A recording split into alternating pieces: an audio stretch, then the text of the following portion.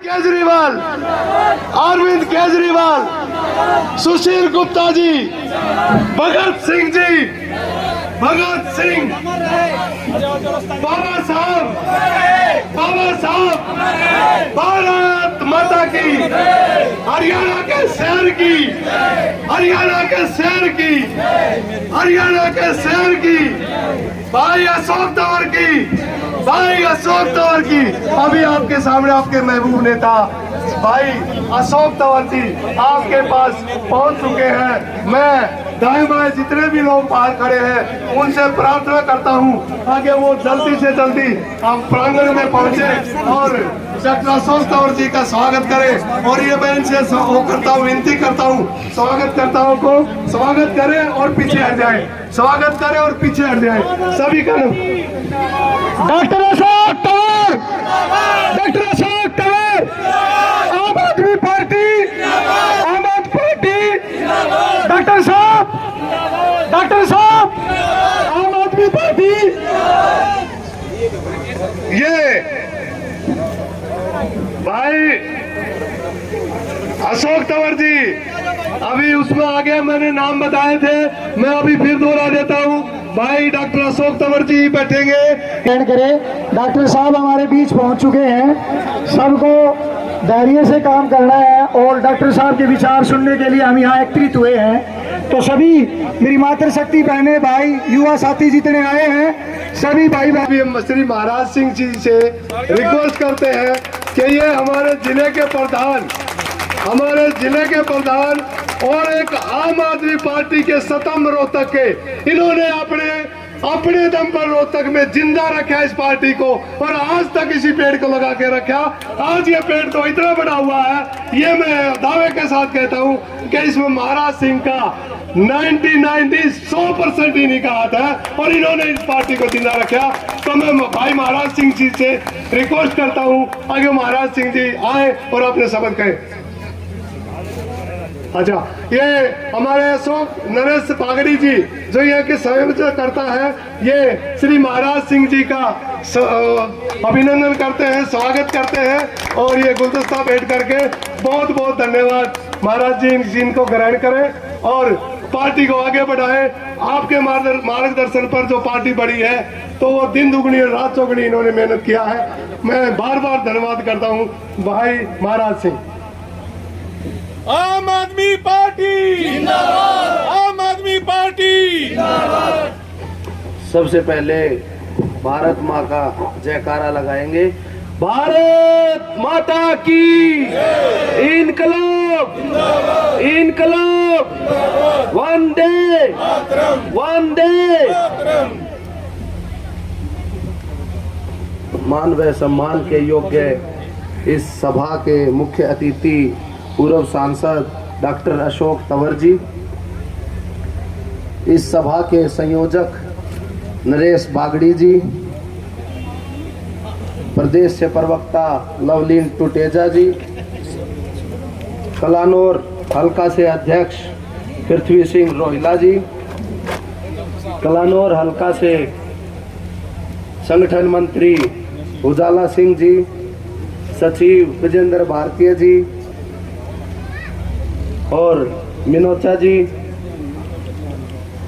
गुप्ता जी और यहाँ पर मौजूद राजकुमार जी, जसवंत अंबेडकर जी, कुलदीप मोखरा जी, श्री भगवान जी और यहाँ पर मौजूद समस्त कलानौर विधानसभा से आए हुए मेरी माताएं, बहनें, बुजुर्गों, युवा साथियों और महम से भी हल्का प्रधान वजीर जी, अशोक जी, प्रवीण बबेरवाल जी और जितने भी साथी, सोनू हनुमान जी, समीर जी, विक्की भाई, तो विनोद जी, सोनू तोमर जी और नरेश पोपट जी और जितने भी साथी यहाँ पर मौजूद है, सबका मैं तहे दिल से इस परिवार को बढ़ाने में जो दिन रात आप एक कर रहे हो, उस जज्बे को, उस मेहनत को सलाम करते हुए सबका यहाँ पे स्वागत करते हैं।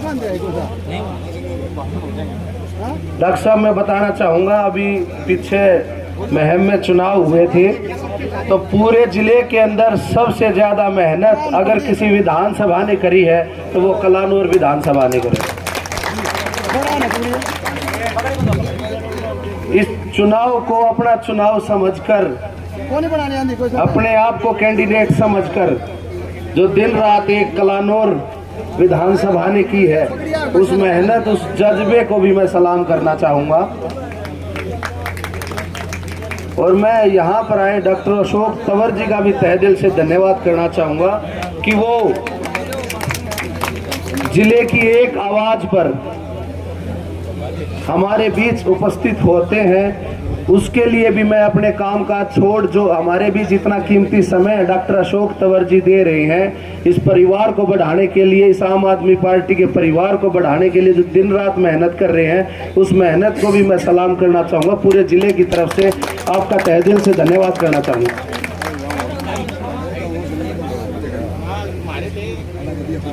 जैसा कि आप सबको पता है कि आज आम आदमी पार्टी के अंदर नरेश बागड़ी जी द्वारा ये कार्यालय का उद्घाटन करवाया जा रहा है डॉक्टर अशोक जी द्वारा। तो मैं डॉक्टर साहब को बताना चाहूँगा कि सबसे पहले कार्यालयों की शुरुआत महम विधानसभा से हुई थी। लगभग 25 के करीब कार्यालय हमने महम विधानसभा में खोले थे गांव-गांव, और उसके बाद आज महम को पीछे छोड़ कलानौर सबसे आगे चल रहा है कार्यालय खोलने में भी। सबसे ज्यादा जो प्योद आम आदमी पार्टी की हमारे जिला के प्रभारी नरेश बाल्याण जी द्वारा और डॉक्टर अशोक जी द्वारा जो ये प्योद लगाई जा रही है, मैं विश्वास दिलाना चाहूंगा कि ये एक बड़ का रूप लेकर इन सभी पार्टियों को यहाँ से दराज कर आम आदमी पार्टी को जिताने का काम करेगी। वो सेठ बाणी हम क्या कर ना, बस सब में पहले तो ठैया चाहिए, तो अब ठैये बनने शुरू हो गए आम आदमी पार्टी के। ठैया बन जाएगा तो काम धंधा भी चलेगा और सारे काम होंगे। तो अब तरक्की का टाइम आ गया, अब ठैया तैयार हो गया है। तो अब आम आदमी पार्टी का परिवार दिन प्रतिदिन बढ़ रहा है। मैं बताना चाहूंगा इसी रोड के ऊपर सिर्फ 200 मीटर के दायरे में डॉक्टर अशोक तंवर जी को के 2 कार्यालय आम आदमी पार्टी के हैं जी, 200 मीटर के दायरे में। और इसी गति से जैसे हमारे संगठन मंत्री उजाला सिंह जी बता रहे थे कि ये 2 के 100 बनने में टाइम नहीं लगेगा, बहुत जल्दी आपको 2 के 100 करके देवांगे भी। तो मैं अपनी बात को विराम देते हुए, आप इतनी गर्मी में धूप में हमारे डॉक्टर अशोक तंवर जी को सुनने के लिए बैठे हैं, तो मैं अपनी बात को विराम देते हुए अंत में डॉक्टर साहब का तहे दिल से फिर से धन्यवाद करूंगा और भारत माँ का जयकारा लगाते हुए अपनी बात का विराम करूंगा। भारत माता की इनकलाब, जय हिंद। साथी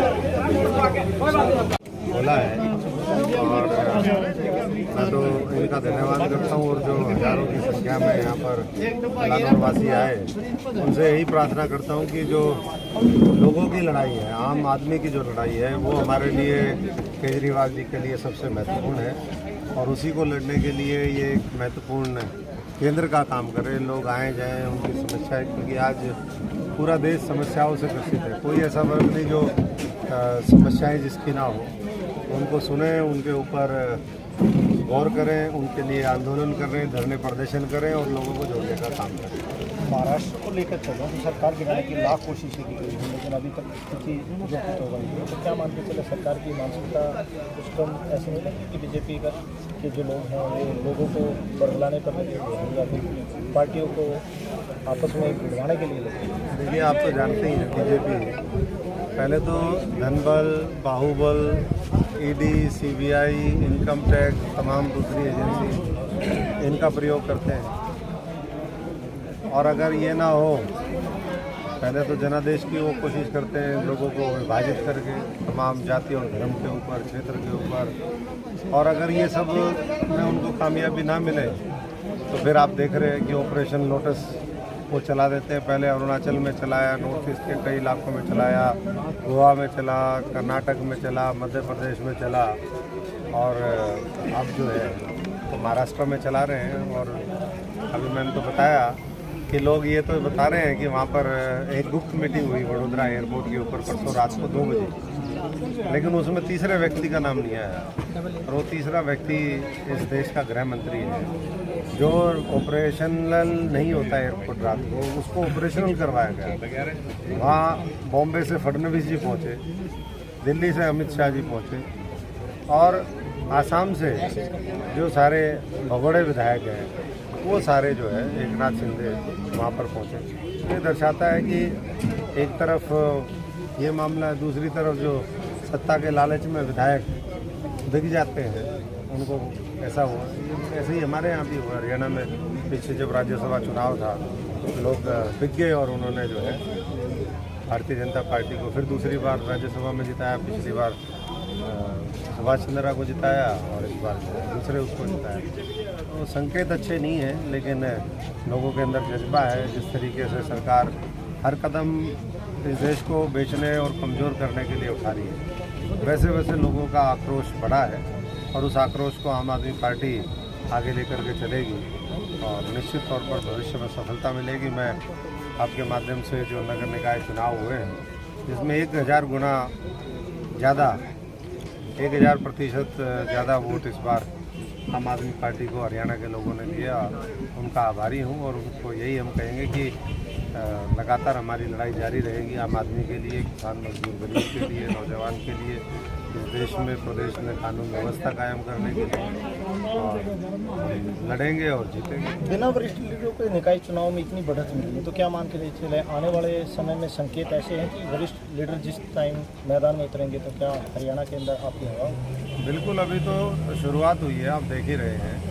अभी तो प्राथमिकता और भी है, दूसरे राज्य भी हैं और धीरे धीरे उस दिशा में आगे बढ़ेंगे। संगठन कैसे मजबूत करना है और ये तो एक ये समझ लीजिए कि पायलट प्रोजेक्ट था जिसमें हमने एक एक्सपेरिमेंट करके देखा और जहाँ जहाँ उम्मीदवार मजबूत थे, जिनकी सामाजिक छवि अच्छी थी, वहाँ हमें बहुत बढ़त मिली। जिन्होंने मेहनत करी हुई थी, कई जगह लास्ट मिनट पे कैंडिडेट आए, लेकिन भारतीय जनता पार्टी ने 5 जगह वो छल कपट से जो है जनादेश को हासिल किया है।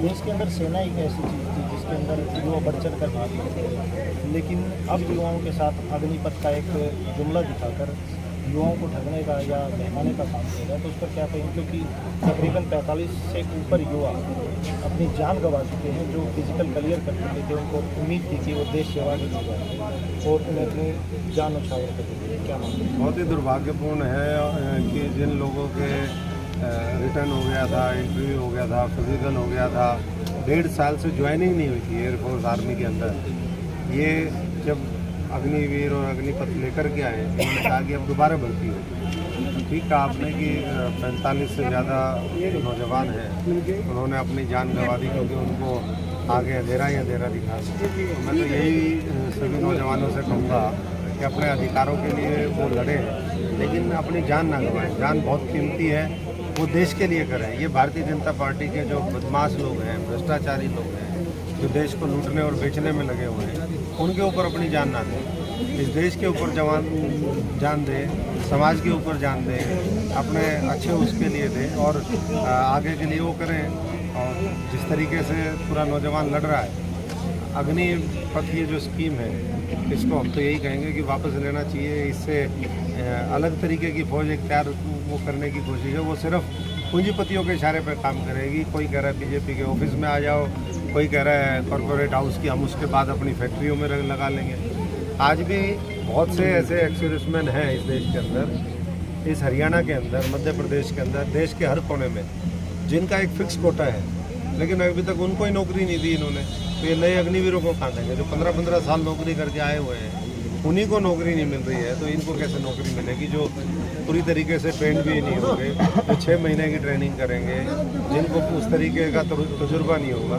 तो बहुत दुर्भाग्यपूर्ण है कि सरकार इतने आक्रोश के बाद वो उनकी आवाज़ सुनने में नहीं लगी हुई है और अड़िग है। तो मोदी सरकार पहले भी ऐसी ही थी, किसान के मामले में किसानों ने मजबूत मोर्चा जब लगाया तो उसके बाद झुकना पड़ा। तो मैं समझता हूँ कि नौजवान जिस तरीके से सड़कों के ऊपर है, वो फिर दोबारा झुकेंगे और मजबूत, क्योंकि विपक्ष तो कहीं है नहीं। तो खुद ये जिम्मेदारी इस देश की जनता को लेनी पड़ेगी, तभी इनको हम आने वाले समय में 2024 के अंदर इस देश की सत्ता से साफ कर सकते हैं। और जनादेश को बचाएंगे। एक आखिरी सवाल, किसानों के लिए इन्होंने कहा कि हम किसानों के लिए आए लोग नहीं करेंगे, परंतु अभी तक गन्ने की जो पेमेंट थी वो अभी नहीं हुई। तो क्या मान के चले कि इस हिसाब से तो किसान कैसे प्रोग्रेस कर पाएगा? आए तो कहाँ 2022 आ लिया, आधा साल बीत गया। आज से 7-8 साल पहले इन्होंने जुमला दिया था कि 2022 में हम जो है, इन्होंने सोचा 2022 आएगा ही नहीं। इन्होंने ये सोचा था कि 2022 आएगा ही नहीं, लेकिन 2022 भी आया, किसानों की आय भी दुगनी नहीं हुई। तो किसान तो धीरे धीरे हिसाब मांगना, अब आगे जब ग्रामीण इलाकों में चुनाव होंगे, अभी तो शहरों में हुए हैं, शहरों में उनको ट्रेलर मिल गया कि 52% लोग वो आज भी उनके खिलाफ, 52 क्यों, 26% अगर छोड़ दो तो बाकी तो 74% उनके खिलाफ जनादेश आज भी है। तो इसका और बड़ा ट्रेलर आने वाले समय में पंचायत और नगर जो हमारे कॉरपोरेशन के चुनाव होंगे, जो जिला परिषद के चुनाव होंगे, ब्लॉक समिति के चुनाव होंगे, उसमें देखने को मिलेगा। सबसे पहले इन्होंने चुनाव में एक मांग उठाई थी कि विदेशी पैसा है वो यहाँ आएगा, वहाँ 8% था उस टाइम पे, लेकिन अब वो 43 से लेकर 45% स्विस बैंकों में जो आय है उनकी बढ़ी है। क्या मान के चले करप्शन चरम सीमा पर? करप्शन चरम सीमा पर है। मोदी सरकार में जो लाभार्थी हैं वो अपना पैसा बाहर जमा करवा रहे हैं। काला धन आने की बजाय जो विदेशी धन ये लाने की बात करते थे, अब देसी धन, वो हमारा ही धन वापस जा रहा है। निवेश जो है वो नहीं हो रहा है। बाहर से जो भी निवेश आता था, आज रुपए के मुकाबले डॉलर इतना मजबूत क्यों हो गया? डॉलर 78 रुपये पे चला गया है।